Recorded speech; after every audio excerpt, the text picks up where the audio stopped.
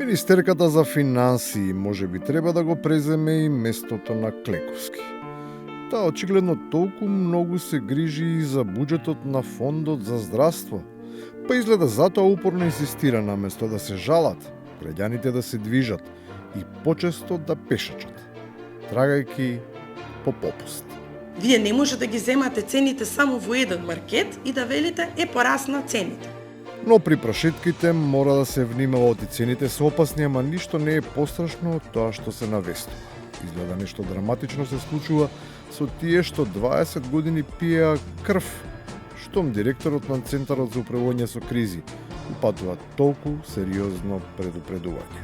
На локалните избори постои опасност или можност дуи да се повампири во уште посилен политички фактор, а тоа во овој момент не е потребно.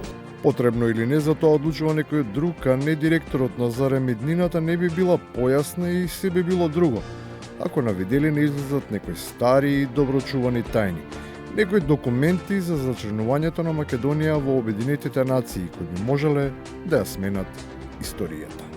На седница на ЦК дојде писмо тогаш од тогашниот генерален секретар на Обединетите нации. Јас бев личен сведок, јас го гледав писмото. Тоа писмо исчезна. Јас би сакал мира да го бараме тоа писмо. Киро Глигоров, јавно кажувам, Киро Глигоров го сокри во фиока тоа писмо.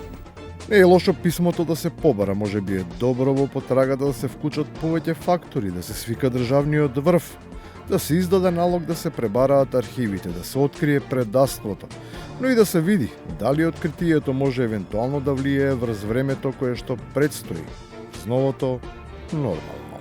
Дали Националниот совет ќе се состави со оглед на тоа каква е глобалната политика во светот и што треба да се очекува? Мислите на Националниот совет за диаспората? За кај вас дали ќе има?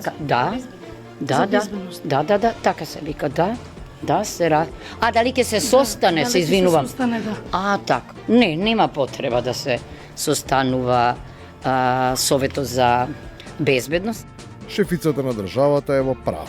Тоа советодавно тело безбели нема потреба да заседава, а потврда дека таква средба е апсолутно непотребна сугерираат и бројни познавачи и експерти, кои само им го подкреваат моралот на паднатите во очај евроатлантисти.